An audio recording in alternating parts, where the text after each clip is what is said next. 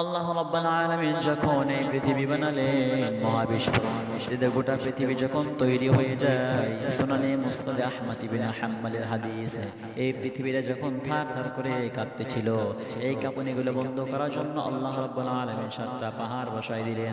যখনই পাহাড় বসাই দিলেন, পৃথিবীর কাঁপাকাঁপি বন্ধ হয়ে গেল।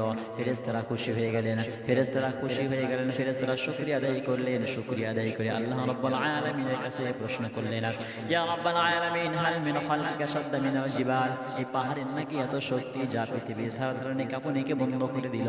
ইয়া রাব্বুল আলামিন, আমাদের জানতে বর্তমানে চাই, এই পাহাড়ের চাইতেও কি আপনার সৃষ্টিকুলের মাঝে শক্তিশালী কিছু আছে নাকি? আল্লাহ রাব্বুল আলামিন বললেন, নাম। ফেরেশতারা জিজ্ঞাসা করলেন, মা হিয়া, সেটা কি? আল্লাহ রাব্বুল আলামিন বললেন, আল হাদিদ। হাদিদ মানে কি? সবাই বলে হাদিদ মানে লোহা। আল্লাহ রাব্বুল আলামিন বলেন, এই লোহার নামে আমি তোমাদেরকে একটা সূরা দিয়েছি, সূরাতুল হাদিদ। আল্লাহ রাব্বুল আলামিন বলেন, শুধু তাই নয়, পবিত্র কালামুল্লাহ শরীফের মধ্যে 114টি সূরার মধ্যে আমি প্রাণীর নামেও সূরা দিয়েছি, মানুষের নামেও সূরা দিয়েছি, মহিলার নামেও সূরা দিয়েছি। আল্লাহ রাব্বুল আলামিন বলেন, সূরাতুল বাকারা আমি গাভীর নামে সূরা দিয়েছি, সূরাতুল মুহাম্মাদের নামে সূরা দিয়েছি, সূরাতুন নিসা মহিলার নামে সূরা দিয়েছি, সূরাতুন নাস মানুষের নামে আমি সূরা দিয়েছি, সূরাতুন নামল পিপিলিকার নামে আমি সূরা দিয়েছি, সূরাতুল আনকাবুত মাকড়সার নামে সূরা দিয়েছি, সূরাতুল ফিল হাতির নামে সূরা দিয়েছি। আল্লাহ রাব্বুল আলামিন বলেন, সূরাতুল হাদিদ আমি তোমাদেরকে লোহার সূরা পবিত্র কালামুল্লাহ শরীফের মধ্যে দিয়ে দিলাম। আল্লাহ রাব্বুল আলামিন বলেন, এই লোহা আমি তোমাদেরকে কেন দিয়েছি জানো? এই লোহা কোনো মানুষের উপাদান নয়, লোহা আমি নিজে নাজিল করেছি। আল্লাহ রাব্বুল আলামিন সাথে সাথে আয়াত নাজিল করলেন, ওয়া আনজালনাল হাদিদা ফীহি বাসুন শাদীদ ওয়া মানাফিউ লিন-নাস। আল্লাহ রাব্বুল আলামিন বললেন, দুনিয়ার মানুষ কান খুলে শুনে রাখো, আমি লোহা নাজিল করেছি। এই লোহা কোনো মানুষের উপাদান নয়, এই লোহার মধ্যে ভয়ঙ্কর ধরনের শক্তি রয়েছে, ওয়া মানাফিউ লিন-নাস, যা মানুষের জন্য কাজে লাগবে। সবাই বলেন, লোহা কাজে লাগে কি লাগে না? প্রত্যেকটা কাজে লোহা লাগে। সুবহানাল্লাহ। আল্লাহ রাব্বুল আলামিন এই লোহা নাজিল করে আমাদেরকে দিয়ে দিয়েছেন। ফেরেশতারা আবার প্রশ্ন করলেন, ইয়া রাব্বুল আলামিন, হাল মিন খালকিকা আশাদ্দা মিনাল হাদিদ, এই লোহার চাইতেও কি আপনার সৃষ্টিকুলের মাঝে কোনো কিছু শক্তিশালী আছে কিনা? আল্লাহ রাব্বুল আলামিন বললেন, নাম আছে। ফেরেশতারা জিজ্ঞাসা করলেন, মা হিয়া, সেটা কি? আল্লাহ রাব্বুল আলামিন বললেন, আন-নার। নার মানে কি? সবাই বলেন, নার মানে আগুন। আগুন লোহাকেও গলিয়ে দিতে পারে। সুবহানাল্লাহ। তাহলে তার চাইতে শক্তিশালী বেশি না কম? বলেন বেশি।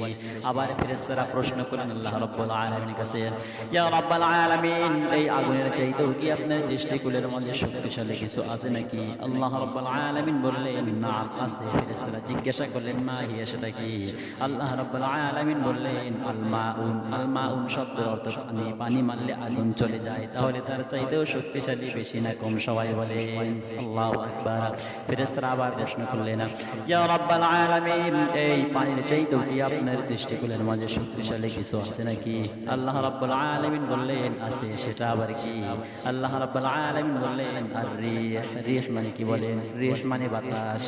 বাতাস যখন স্রোতের বেগে চলে, নদীতে ঢেউ খেলে, নদীতে দোলা খেলে। আল্লাহু আকবার। ফেরেশতারা জিজ্ঞেস করলেন, ইয়া রাব্বুল আলামিন, সর্বপ্রথম জানলাম পাহাড়ের শক্তি। পাহাড়ের চাইতেও শক্তি হলো লোহার। লোহার চাইতেও শক্তি হলো আগুন। আগুনের চাইতেও শক্তি হলো পানি। পানির চাইতেও শক্তি হলো বাতাস। এবার জানতে বর্তমানে চাই, এই পানির চাইতেও কি শক্তিশালী আপনার সৃষ্টিকুলের মধ্যে কিছু আছে নাকি? আল্লাহ রাব্বুল আলামিন বললেন, একটা জিনিস আছে, সেটা হলো এই পানির চাইতেও শক্তিশালী, পাহাড়ের চাইতেও শক্তিশালী, আগুনের চাইতেও শক্তিশালী, বাতাসের চাইতেও শক্তিশালী একটা জিনিস আছে, সেটা হলো আশরাফুল মাখলুকাত, মানুষ। সুবহানাল্লাহ।